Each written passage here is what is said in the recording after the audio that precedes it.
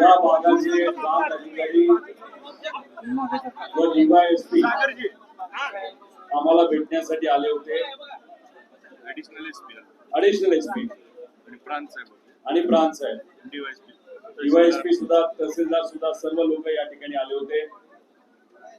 त्यांना आपल्या मागण्यांबद्दल तसं आधीपासूनच माहित होतं, तरी सुद्धा त्यांनी इथं विनंती केली की आपल्या ऑफिशियली मागण्या काय हे आम्हाला तुम्ही सांगा.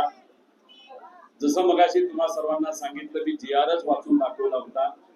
त्या GR वर काही गोष्टी आम्ही हायलाइट केल्या होत्या, मार्क केल्या होत्या.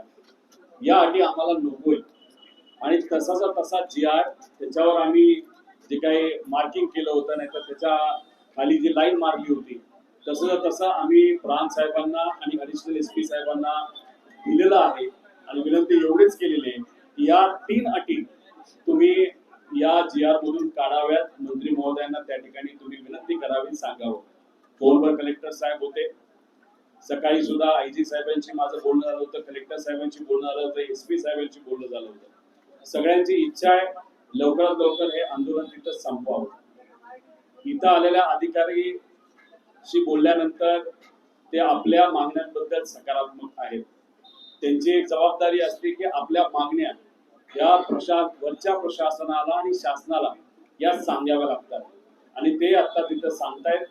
सांगून मंत्री कुठले असतील नाही तर अजून कुणी असेल तर या बाबतीत काय बोलायला तयार आहेत का आज उद्या, तर तसं तुम्ही सांगावं अशी मी विनंती केलेली आहे.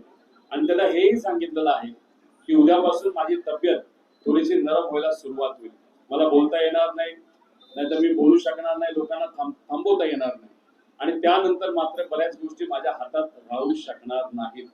त्याच्याबरोबर उद्यापासून शेतकरी नेते महाराष्ट्रातले, देशातले इथं आपल्या या आंदोलनाला पाठिंबा देण्यासाठी व शेतकऱ्यांबरोबर उभं राहण्यासाठी येणार आहेत. काही विरोधातले नेते उद्धव ठाकरे साहेबांच्या पक्षातले असतील, आमच्या पक्षातले असतील, काँग्रेसचे असतील, हे सुद्धा उद्या परवापासून आपल्याला पाठिंबा देण्यासाठी इथे येणार आहेत. सत्तेतले काही लोक येऊ शकतील असं मला वाटतं, त्यांना खरंच शेतकऱ्यांबद्दल करवाळा असेल तर.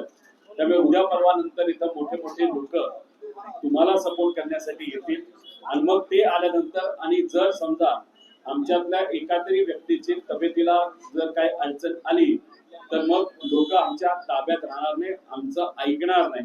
त्यामुळे शांततेत हे आंदोलन होत असताना कृपा करून आमच्या मागण्या ज्या रास्त आहेत, ज्या प्रामाणिक आहेत आणि त्या मागण्या मान्य झाल्यानंतर 38 ते 40 लाख शेतकऱ्यांना न्याय मिळू शकतं, तेवढं मात्र सरकारपर्यंत तुम्ही पोहोचावं असं त्या ठिकाणी आम्ही सांगितलेलं आहे. बरेच कार्यकर्ते पदाधिकारी इथं आलेले आहेत, त्यांना मला एवढंच सांगायचंय, त्यांचं मत होतं की उद्यापासूनच आम्ही रस्ता अडवायला सुरुवात करू का, आम्ही हे करायला सुरुवात करू का. असं नसतं, आपल्याला 1-2 दिवस थांबावं लागतं. आम्ही इथं आहोत, इथं या पवित्र भूमीमध्ये शांतता राखणं ही आपल्या सगळ्यांची जबाबदारी. पण कुठल्या तालुक्यात कुठल्या जिल्ह्यात काय होतं याच्यावर मात्र त्या ठिकाणी आपल्याला कंट्रोल करता येणार नाही. त्यामुळे शेतकऱ्याची लढाई शेतकऱ्याला सुद्धा त्याचं लढावी लागेल आणि आजची वेळ आणि आज नाही तर कधीच नाही एवढंच या ठिकाणी सांगतो. त्यामुळे आता कलेक्टरच्या माध्यमातून हे सर्व प्रशासकीय अधिकारी वरती मंत्री महोदयांशी बोलतील. मंत्री महोदय आज बोलतात का उद्या बोलतात का बोलतच नाही हे आपल्याला बघावं लागेल. पण मला हा विश्वास आहे की आता चर्चा शेतकऱ्यात सुरू झालेली आहे, लोकांपर्यंत हा विषय गेलेला आहे, लोकांना हे कळलेलं आहे की कॅबिनेट मध्ये अशी एक नोट आणली होती ज्याच्यामध्ये अटी टाकल्यामुळे आपल्याला कमी आर्थिक भार पडू शकतो. त्यामुळे या अटी या मुद्दामून टाकल्या गेल्या आहेत, हे आता लोकांपर्यंत जायला लागलेलं आहे. त्याच्या आधीच सरकारने जर सकारात्मक निर्णय घेतला तर शेतकऱ्यांना घेऊन आम्ही सर्वजण, मुख्यमंत्री साहेब आणि दोन्ही उपमुख्यमंत्री व पणन मंत्री, कृषी मंत्री या सर्वांनाच भेटून त्यांचा सत्कार त्या ठिकाणी आम्ही उद्या नाही तर परवा करू शकतो. त्यामुळे विनंती आहे, आम्ही राजकीय भूमिका कुठेही घेत नाही, शेतकऱ्यांच्या वतीने लढत आहोत. कृपा करून आमच्या शेतकऱ्यांच्या मागण्या या मान्य करावे एवढीच विनंती इथं करतो. रामकृष्ण. त्याच 3 अटी ज्याच्यामध्ये 2019 जी कर्जमाफी झाली होती महात्मा फुलेंच्या नावाली, त्या योजनेला तुम्ही जे आत्ताची योजना पुण्यश्लोक अहिल्यादेवी होळकरांच्या नावाने जी आणलेली आहे त्या दोघांना जे लिंक केलेलं आहे ते लिंक तुम्ही करू नका. ते लिंक केल्यामुळे बऱ्याच अडचणी उद्भवत आहेत. कारण का त्या योजनेतून 2019च्या योजनेतून 48 लाख शेतकऱ्यांनी फायदा घेतला होता.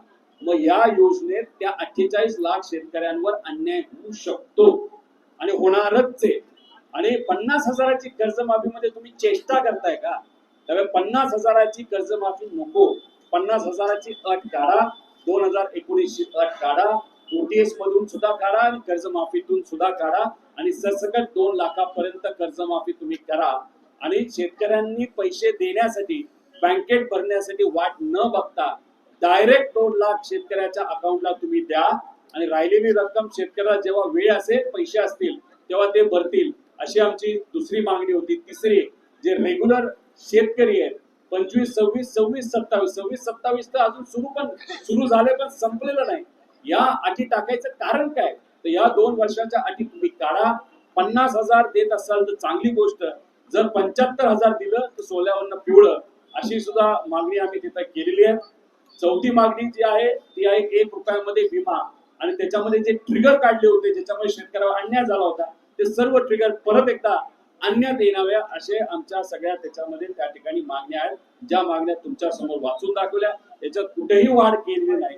जसं आहे तसं आहे, एकदम प्रामाणिक, साध्या सोप्या, पण शेतकऱ्यासाठी ते सुद्धा 48 लाख शेतकऱ्यांसाठी महत्वाच्या असणाऱ्या या सर्व मागण्या आहेत. अधिकारी आले होते म्हणजे कर्ज माफी नाही, कर्ज वसुली आहे.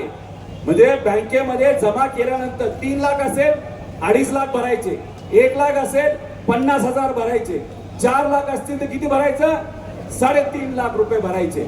आणि हे भरल्यानंतर मग तुम्हाला 50,000 रुपये हे बँकेमध्ये त्या ठिकाणी सरकारकडनं मिळतील. ही अट योग्य आहे का? ही सुद्धा कशाला जोडली यांनी? 2019च्या कर्जमाफीला. मग आमचं हेच मत आहे, 2019ची अट टाकण्याचं कारण काय? अट तुम्ही अजिबात टाकू नका, ही अट काढा, एवढीच माफक आमच्या सगळ्यांची अपेक्षा आहे.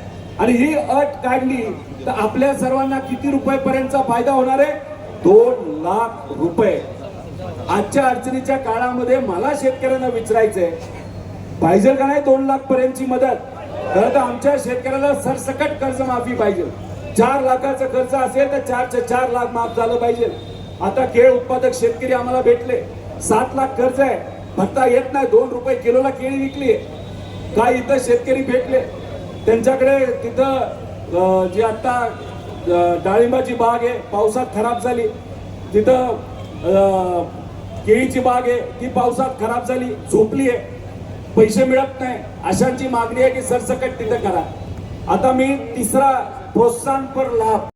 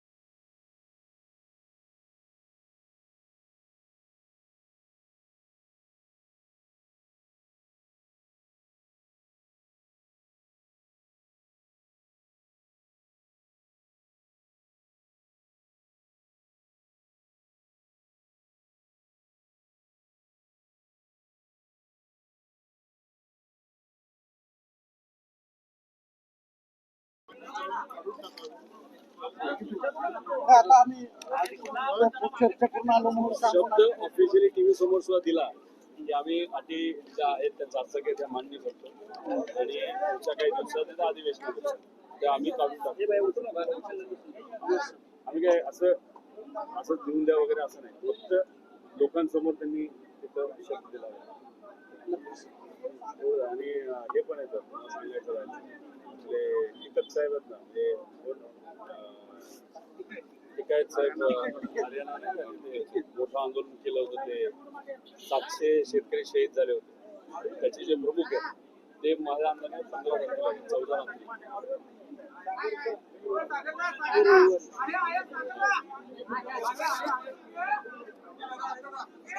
तुम्ही काळजी घ्या तुमच्या तब्येतीची. मी काळजी घेतो तुम्ही आमच्या मेडिकलच्या टीमला सहकार्य करा. तुम्ही शेतकऱ्याची काळजी घ्या सरकारला काळजी घ्यायला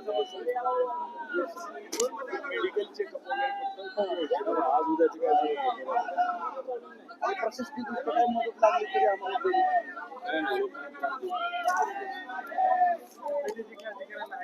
मी 80,000 डॉक्टर आहे अजून डॉक्टर आहे कार्यकर्ते पदाधिकारी आणि कुठे म्हणजे तुम्ही स्टेटमेंट आहे का मी स्थानिक प्रशासनाबद्दल म्हणजे जिल्ह्याच्या प्रशासनाबद्दल नकारात्मक बोललेलो नाही. आमचा लढा वेगळा आहे आमचा लढा वरती आहे. मला खरंच तुम्ही त्रास दिला असता तर आम्ही बोललो असतो. नाही दिला त्रास मदतच केली बोलायचं काय कारण उलट आम्ही प्रशंसा केली. आता धरून तुम्हाला दबाव आहे आम्ही समजू शकतो. आमचं म्हणणं आहे की ते नाही पण प्रधानमंत्र्यांशी बोला कृषी मंत्र्यांशी बोला बावनकुळे साहेबांशी बोला ते जरा बॅलन्स्ड आहे. सीएम साहेब एक काय आहे ते बिझी असतात तर बाकी मोठे नेते आहेत पण रिलेटेड फक्त इथले पालकमंत्री योग्य व्यक्तीची चर्चा करा.